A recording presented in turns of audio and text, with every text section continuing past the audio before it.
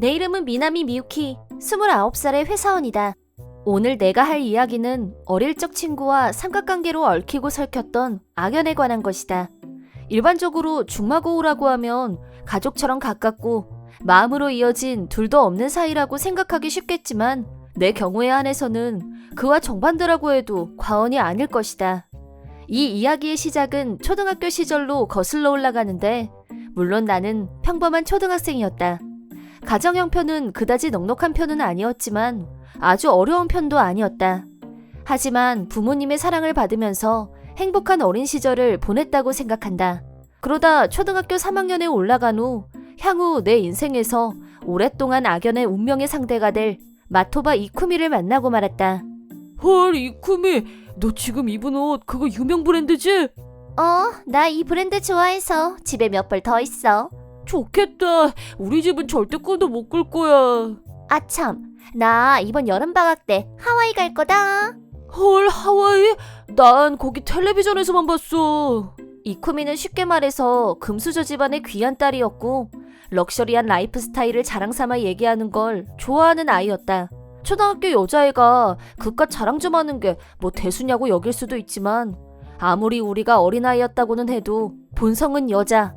드라마 속 공주님의 실사판 같은 이쿠미는 한없이 부러운 동경의 대상이었다. 거기까지였다면 무슨 큰 문제가 되진 않았겠지만 미유키, 너 지금 입은 스웨터는 어디 브랜드야? 이거 우리 엄마가 짜준 옷인데? 어머, 핸드메이드? 옷 살 돈이 없었나봐. 어쩐지 촌스럽더라. 너 내가 나 안 입는 옷 하나 줄까? 필요 이상으로 내 자존심을 건드리면서 은연중에 나를 자기보다 못한 사람으로 끌어내리는 습성이 있었다. 다른 애들한테는 이렇게까지 심하게 하지는 않았는데 유독 나한테만 그랬다. 그렇다고 나를 미워했다기보다는 그저 가난한 집 애들을 무시하고 깔봤던 것 같다. 솔직히 이쿠미와 같이 놀고 싶은 마음은 없었지만 여자애들은 그룹을 만들어서 놀기 마련이고 나하고 제일 친했던 친구가 이쿠미와 같은 그룹이었기 때문에 나도 이쿠미 그룹에 자연스럽게 합류되어서 같이 다녔던 것이다. 또 학군이 같다 보니 중학교도 이쿠미와 같은 학교를 배정받았고 계속 친구 사이를 유지해야만 했다. 이쿠미는 전혀 변한 게 없었고 여전히 내 약점을 찾아내서 비웃는데 고수였다. 야, 너 교복이 왜 그렇게 낡았어? 우리 이제 겨우 1학년인데 말이 돼? 이거 동네 언니 거 물려받았어. 어머, 말이 좋아 물려받은 거지. 그거 재활용 쓰레기네. 말도 안 돼. 이제 사복 입을 일이 없으니 그건 다행이다 싶었는데 이번엔 눈썰미도 좋은 이쿠미는 물려받은 교복을 귀신같이 눈치채고 지적질에 확인 사살을 냈다. 또 수학여행을 갔을 때는 자기 집이 부자인 걸 자랑하느라 애들한테 한턱 쏘면서 과시욕을 불태웠고 선생님들 모르게 명품 매장에 들어가서 쇼핑을 하고 수학여행인지 돈자랑인지 모를 정도로 눈꼴시게 굴었다. 하지만 고등학교에 진학할 때 이쿠미는 비싼 사립학교에 들어갔고 나는 평범한 공립고교에 들어가면서 갈라지게 됐다. 드디어 초딩 중딩이란 길고 길었던 악연이 끝이 난 것이다. 나는 무거운 돌덩이를 내려놓은 것처럼 기분이 후련했다. 이쿠미 없이 보낸 고교 생활은 하루하루가 알차고 보람되고 학교 생활이 원래 이렇게 즐거운 거였나 싶을 정도로 신천지를 맛보는 기분이었다. 꿈같은 고교 시절을 보내고 대학에 진학했을 때 어머, 이게 누구야? 미유키? 너무 오랜만이다.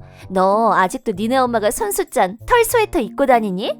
맙소사, 우연히 들어가게 된 동아리에서 그녀와 떡하니 재회를 하게 된 것이다. 내가 들어간 대학은 국내에서 한 손가락에 꼽히는 유명 대학이었다. 고등학교 때 열심히 공부한 덕분에 학비 전액 장학금을 받고 입학할 수 있었다.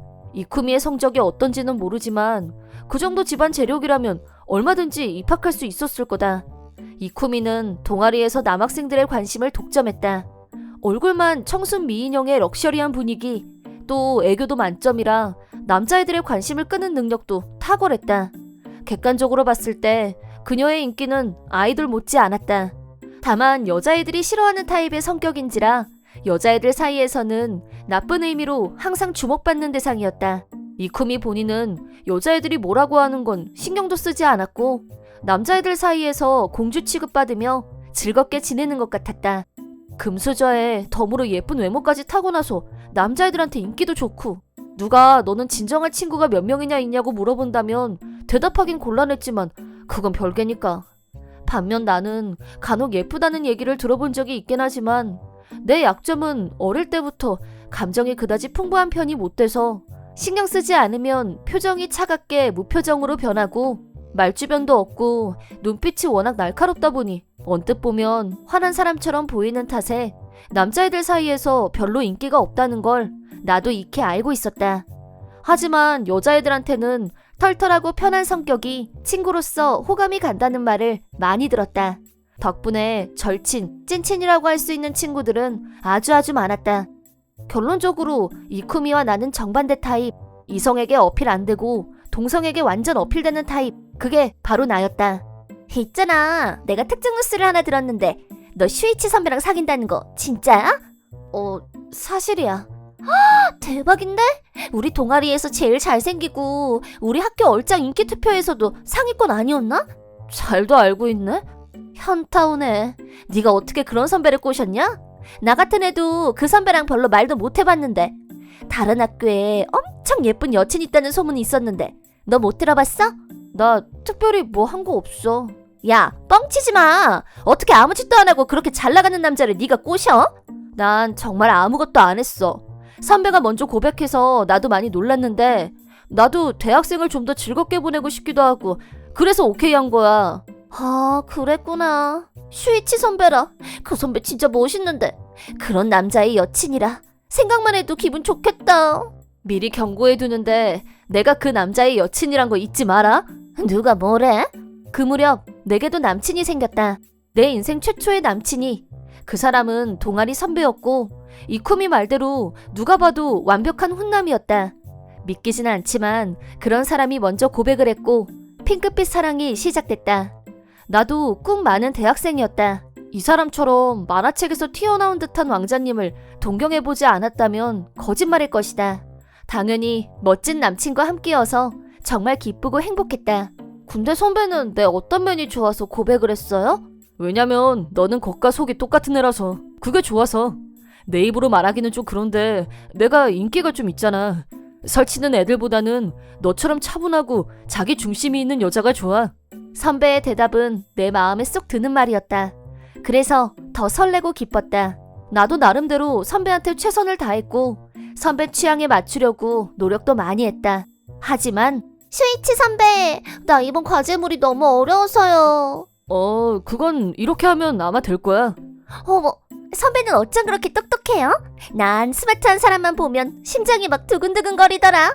정말 어이가 없었지만 나는 사람들 앞에서 이쿠미처럼 대놓고 아양을 떠는 행위는 노력해도 불가능에 가까운 일이었다. 나하고 선배가 사귄다는 걸 뻔히 다 알고 있으면서 이쿠미는 나는 안중에도 없다는 듯이 선배한테 교태를 부렸다.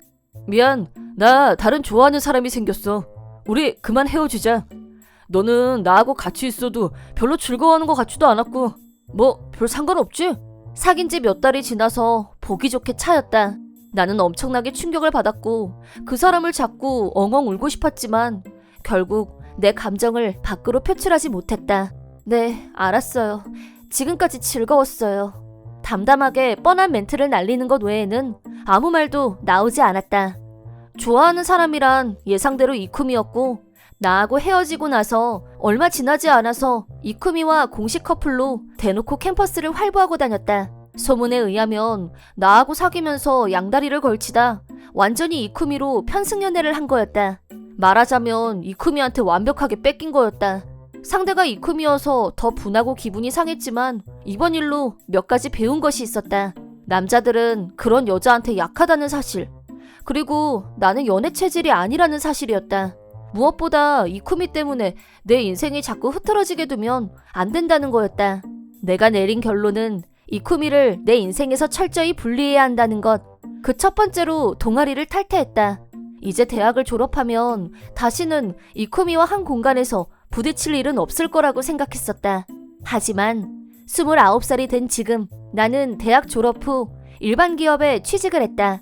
그리고 3년 전에 벤처기업으로 재취업을 했다. 아직 시작 단계인 회사이고 오피스도 좁았지만 나름 성장 중이고 이익도 늘어나고 있었다. 초창기 설립 멤버인 나는 아직 젊은 나이지만 치프라는 중책을 맡고 있다. 그러던 어느 날 우리 회사 사장인 무라마츠 에이타 씨가 아침 조회 시간에 깜짝 놀랄 공지를 했다. 자, 경력 사원으로 우리 회사에 새 식구가 된 분입니다. 마토바 이쿠미라고 합니다. 여러분 잘 부탁드려요. 맙소사, 이쿠미가 신입사원으로 우리 회사에 들어온 것이다. 이 무슨 운명의 장난질인가. 충격이 너무 커서 하마터면 정신줄을 놓고 쓰러질 뻔했다. 어머, 너 미유키 아니니? 두 사람 아는 사이야? 네, 뭐... 이쿠미는 과거에 무슨 일이 있었는지 몽땅 다 잊어버린 건지 날 보고도 조금도 껄끄러워하지 않았다. 해맑게 인사하는 모습을 보고 있자니 백치미인 건지 아님 일부러 계산하고 저러는 건지 통 알 수가 없었다. 일단 옛날 감정을 다시 끌어내는 것도 소인배 같은 짓이고 해서 되도록 감정을 배제하고 회사 동료로서만 지내기로 마음먹었다. 하지만 이쿠미가 부서 배치를 받고 한 달도 채 되지 않아서 야, 있잖아. 내가 얼마 전에도 봤는데 말이야. 어째 대자비 같다? 옛날에도 이런 적 있었던 것 같은데? 그런 적이 있었나? 그건 됐고 내가 분명히 봤다니까? 뭘? 너하고 무라마츠 사장님이 손잡고 다정하게 걸어가는 거 주말 오후쯤이었지 아마? 아, 그랬구나. 그러니까 둘이 그런 관계? 그런 관계. 군뱅이도 구르는 재주는 있다더니 너 은근 하이스펙 킬러다. 우연히 그렇게 됐어. 무라마츠 사장님 젊고 잘생기고 능력있고 사업 수완도 있고 완전 내 스타일인데. 이쿠미가 신입사원으로 온 순간부터 이런 날이 올 거라고 예감했었다. 나는 동료이자 사장인 무라마츠 에이타와 연인 사이였다. 그 사람이 회사를 설립하기 전부터니까 이미 3년도 더 된 사이였다. 하지만 사내에는 비공개로 해둔 상태였다. 그렇다고 알려준다고 해서 무슨 문제가 될 것도 없지만 말이다. 사실 회사 사람들 사이에서 공개된 비밀이나 마찬가지였고 이쿠미가 회사에 소문낼 게 걱정되거나 하진 않았다. 걱정이라면 사장님 컴퓨터가 말을 안 들어요. 제가 잘 몰라서요. 그럼 여길 이렇게 해서. 어머나, 사장님 진짜 유능하시다. 난 유능한 사람을 보면 가슴이 두근두근 거리더라. 헐, 어쩜 이리도 선명한 대자비가 대학 때 써먹던 수법을 본인이 본인을 카피하고 있네. 어쩜 1도 발전이 없냐? 하지만 이번엔 지난번과 같은 일이 반복되지 않을 거라고 믿는다.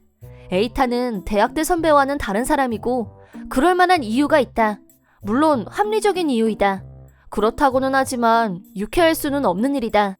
이쿠미는 일부러 나 보란 듯이 에이타에게 노골적으로 들이댔고 그걸 보고도 못 본 척하는 건 꽤나 스트레스가 쌓이는 일이었다. 그래도 무시하면서 일을 했고 그렇게 다시 한 달이 지났을 무렵이었다. 거래처하고 미팅은 끝났어? 방금 전에 끝났어. 그랬구나. 나도 지금 일 끝났는데 만나서 저녁 먹을까? 요즘 통 회사 밖에서 못 봤잖아. 그러네. 내가 요즘 너무 바빴어. 미안. 바빠서 그런 건데 뭐. 오늘 저녁 어때?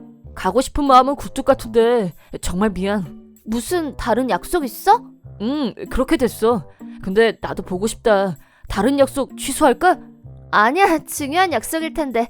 내 생각해주는 건 고마운데 일이 먼저지. 우린 다음에 보면 되잖아. 그래, 알았어. 내가 다시 연락할게. 남친하고 이런 대화를 주고받은 후 사무실을 나와서 역쪽으로 걸어가고 있었는데 어머, 농담도 잘하시네요.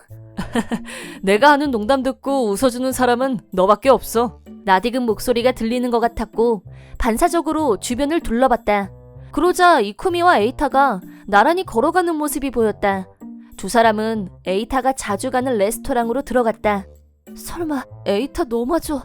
주체할 수 없는 불안감에 휩싸인 나는 충동적으로 레스토랑에 따라 들어갔다. 다행히 레스토랑은 칸막이가 쳐져 있어서 옆에 앉은 사람의 얼굴은 보이지 않았지만 옆 테이블에서 하는 대화 소리는 또렷하게 들려왔다. 나는 숨을 죽이고 두 사람의 대화를 엿들었다. 사장님이 먼저 저녁 사주신다고 해서 얼마나 기뻤는지 몰라요. 하실 말씀이라는 게 뭐예요? 현재 상황. 에이타가 이쿠미한테 먼저 연락을 했다. 배신당한 이 기분 어쩔. 이쿠미는 한껏 부풀어서 기다리고 있었어요. 저도 마찬가지예요. 내 미모에 안 넘어올 사람 없지 하는 자신감으로 넘쳐나 있었다. 이 분위기라면 나는 또 당하게 되고 말 거라는 불안감이 엄습했다. 당장 일어나서 깽판을 치고 싶은 마음을 필사적으로 억눌렀다.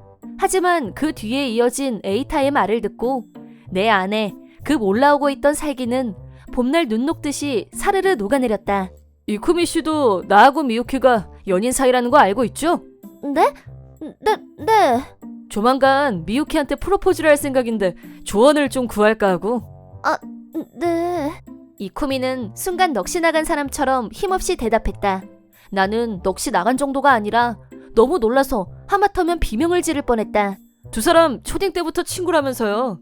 왜 그런 거 있잖아. 어린애들끼리 백마탄 왕자님 상상하면서 꿈에 그리는 프로포즈 같은 거 얘기했다거나, 유치하긴 해도 의외로 어른이 돼서도 그런 꿈은 간직하고 있을 수도 있지 않나. 미유키는 어떤 상상을 했을까 궁금해서. 그렇지.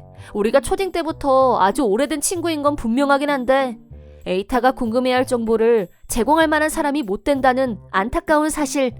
타깃 실패. 역시 에이타 귀여운 구석이 있어.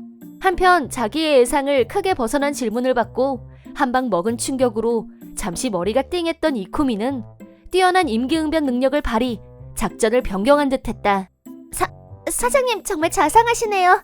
그래서 그런지 너무 걱정이 돼서요. 뭐가?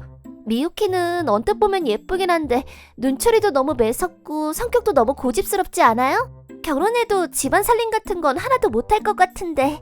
그녀의 새 작전은 네거티브 전술로 에이타의 마음을 흔들어 보려는 것 같았다. 그렇게까지 해서 나를 깎아내리고 싶을까? 하지만 에이타의 반응은 그런 얘기는 별로 듣고 싶지 않은데?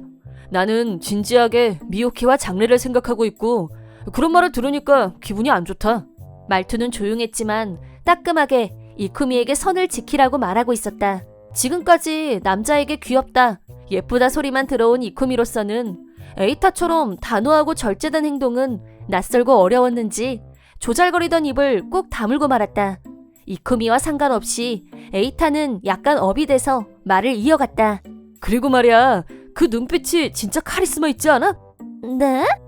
내가 썰렁한 농담했을 때 이런 얼빠진 인간 뭐 그런 눈빛으로 쏘아보거든. 그 레이저 나오는 거 보려고 일부러 더 썰렁한 개그 찾아서 하고 그러거든. 내가 전에 하이힐로 나 한번 밟아달라고 부탁했더니 쫙 하고 나를 쏘아 보이는데 겨울왕국 엘사인 줄. 완전 최고였잖아. 어떻게 설명해야 할지 모르겠지만 이사원은 4차원에서 살고 있다. 일할 때는 정상 세계에서 살고 있긴 하지만 회사 직원들은 그의 4차원 세계를 알고 있다. 회식 자리에서 그의 4차원 세계는 아주 좋은 술안주가 된다. 그럴 만한 이유라고 말한 건 바로 이거였다. 그래서 이쿠미 같은 타입에 끌리지 않을 거라고 합리적인 믿음을 갖고 있었다. 아무래도 내가 조언을 구할 사람을 잘못 초이스했나 보다. 미유키랑 데이트도 보류하고 시간 낸 건데 빈손으로 돌아가게 생겼네. 나는 먼저 일어날게. 여기 내 단골이라서 외상되거든? 먹고 싶은 거 천천히 먹고 가. 기가 막혀서 숨도 제대로 못 쉬는 이쿠미를 제대로 쳐다도 안 보고 에이타는 자리를 떴다. 그리고 나도 조용히 자리에서 일어났다. 아까 몰래 엿들은 말은 절대 아는 척하지 말자고 굳게 다짐했다. 레스토랑에서 나오자 에이타에게서 전화가 걸려왔다. 미유키, 나 약속 금방 끝났어. 너도 아직 바뀌면 우리 만나서 저녁 먹을까? 술 한잔 해도 좋고. 나 지금 역적으로 가는 중이었는데 나 따라잡을 수 있으면 같이 저녁 먹어주고. 뭐야, 뭐지? 오늘 자기 좀 차가운데? 아이 귀여워. 뭐래? 나 그냥 곧장 집으로 갈까? 나 지금 바로 갈게. 10분 만에 반드시 따라잡는다. 회사 사람들은 저런 변태가 어디가 좋냐고 하지만 나는 변태라는 생각은 한 번도 안 해봤고 재밌기만 하다. 그렇다고 내가 S타입은 아니지만 내가 뭐라고 할 때마다 순간순간 표정이 바뀌는 에이타를 보고 있으면 나도 모르게 웃음이 난다. 가끔 도가 지나친 장난을 치거나 상식 이하의 얘기를 하면 진짜 기분이 나빠질 때도 있지만 그런 모습도 저런 모습도 점점 익숙해져 가겠지. 그런 생각을 하면서 몇 년 뒤에 내 모습을 상상하면 살짝 웃음이 나곤 한다. 그리고 1년 후 우리는 무사히 결혼식을 올렸다. 프로포즈 내용은 극비사항에 붙이기로 했다. 사실 그대로 공개를 할 경우 후폭풍이 예상되므로 생략하는 게 좋을 것 같다. 한편 이쿠미는 레스토랑 사건 이후로 바로 퇴사를 했다. 짝사랑이 나름 진심이었는지 시작도 못 해보고 가차없이 차이자 멘탈이 버텨주지 못했던 것 같다. 그런 내공이 애초에 없는 애였을 수도 있고 퇴사 후 라인도 전혀 안 오고 아무 연락도 없었다. 그리고는 정말 한 번도 만난 적이 없다. 끊일 듯 말 듯 이어지던 초딩부터 원수였던 인연을 드디어 잘라냈다. 그렇게 생각했었는데 저 부탁드립니다, 미오키님. 나 결혼한 사람이야. 알아. 근데 나 혼자서는 절대 못 가.